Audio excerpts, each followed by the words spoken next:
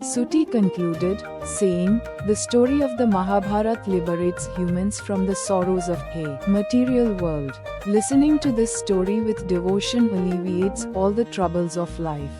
Narada Muni is walking towards Kailash, surrounded by the Himalayan mountains.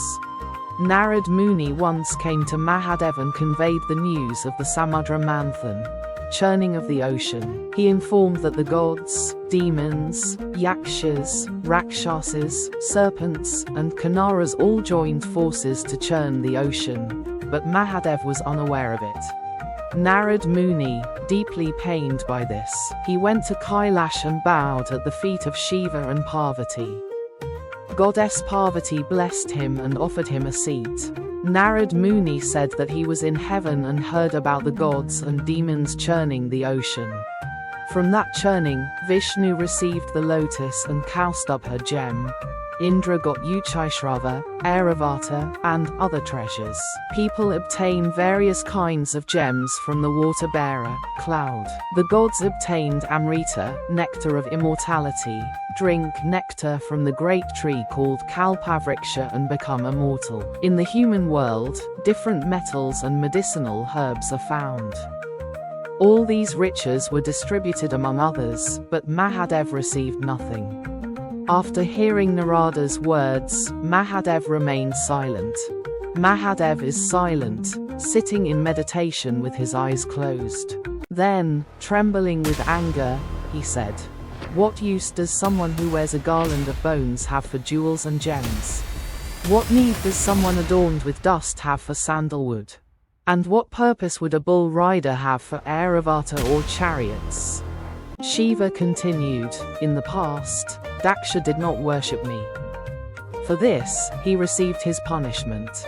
Due to Daksha's arrogance, his sacrificial altar was filled with urine and feces. Those who fail to acknowledge me in their worship meet such fates."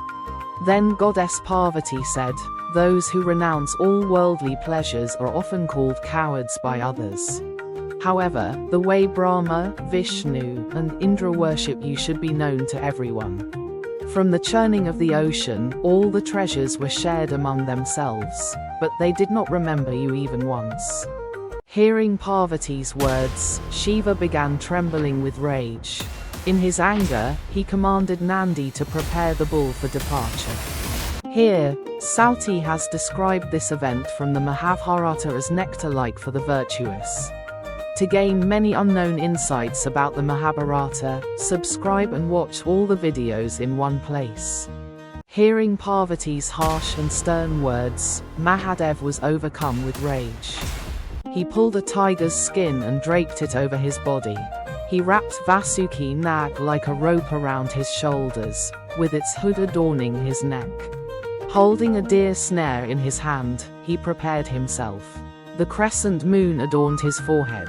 A garland of bones hung around his neck. In his hands were shields and bangles. His forehead radiated with the brilliance of the sun, vast light, and the coolness of the moon combined. Mahadev appeared as though he had transformed into the very embodiment of destruction. Intense waves seemed to rise from Mount Hemakut and touch the skies. The Ganges flowed through his matted locks. His crown gleamed with serpent hoods adorned with gems. In his hands, he carried a trident and a club. Thus, Mahadev completed his adornment. Mahadev's army was composed of Yakshas, Rakshasas, spirits, ghosts, earth dwellers, and celestial beings. Ferocious creatures armed with tridents and other weapons marched ahead. The sound of the Damaru echoed, shaking the heavens, the underworld, and the earth.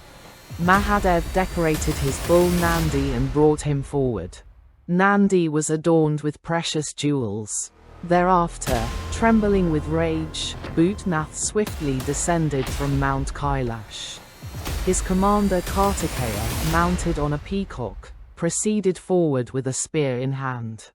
Ganesh, riding on a mouse, held a noose and an ankusha as he moved toward the southern flank in a wrathful form. On the left was Mahakal with Nandi, and behind him, Bringi swiftly followed on his 3 legs. Witnessing Mahadev's furious and terrifying form, the gods were filled with fear and alarm. The inhabitants of all three worlds were struck with terror at this sight. In no time, Mahadev and his army arrived at the shores of the ocean of milk. The gods and demons were engaged in churning the ocean. Sauti, narrating this scene, says that everyone rushed to bow at Mahadev's feet in reverence.